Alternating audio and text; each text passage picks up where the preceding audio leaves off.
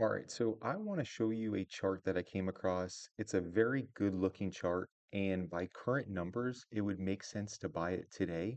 But I'm going to share with you why I actually did not buy this by breaking it down thoroughly in the 3 month, the 1 year, and the entire history of this product. Okay, so let's break down some numbers first. So, current buy box is give or take around $24 when I was plugging this in. Okay, $25.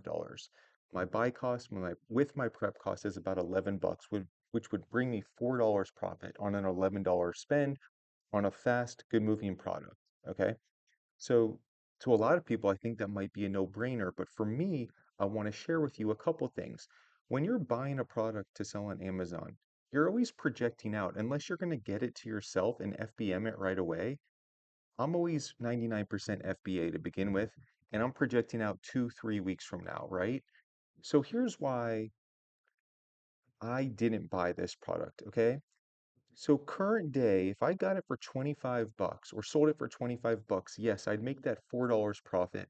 And I could maybe even justify it as the seller count has continuously been declining from 13 down to 4, it went up to 7, currently down to 4 again. So it might be a good time in the cycle. But this is where everything else to me is where the real picture is painted, right? Very good looking moving product. I think it's a fast seller. Historically, though, for the last 3 months, it's right around this $17 mark.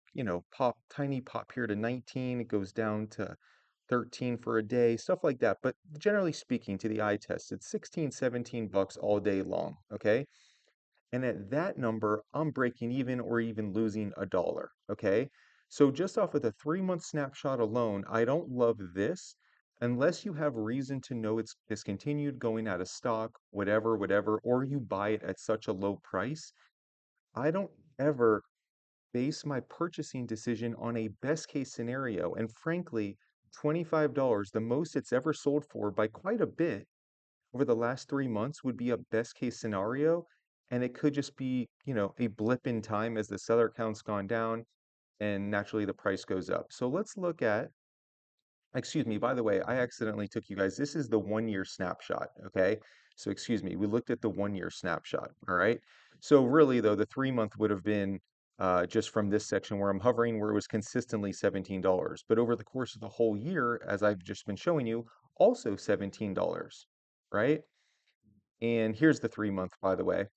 And so as you can see, very steadily $16, $17, and it's just been peaking recently at that $24, $25 mark. And here's the history of that entire product, okay? So the highest it's ever sold for prior to right now is $22. And at $22, I'm essentially making a buck on an $11 spend, which is totally not something I'm interested in. Amazon used to sell it for way less, but they stopped selling things and price goes up. So that doesn't concern me, and they haven't been in stock in a long time. But even when I look at when the seller count here is really low, it was selling for 15, 16, 17, 19 bucks, right?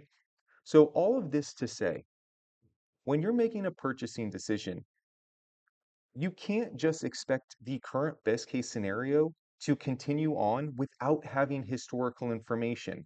Now, in the past, when there's these other dips and it goes up, if it went up to 25 every couple months, I might say, okay, even if my timing isn't right, eventually I'll catch that wave. But I have no reason to believe that this will ever sell for $25 minus this very short window in time. And by the way, could I be wrong? Yes. But typically speaking, I would much rather buy conservatively and understand why I shouldn't buy it, as opposed to making the argument on why I should in hopes of getting lucky. I never want to spend my money on something that's kind of out of my control. I mean, obviously with Amazon, you don't have complete control, but I like to stack the odds in my favor by looking at history, right? And the 3 month, the 1 year, the all for all the products that I buy. And this tells me that it's a very, very unlikely chance I'll sell it for that price. And because the risk reward isn't there, there's not enough cushion. If this drops a couple bucks, my ROI tanks and I hardly make any money.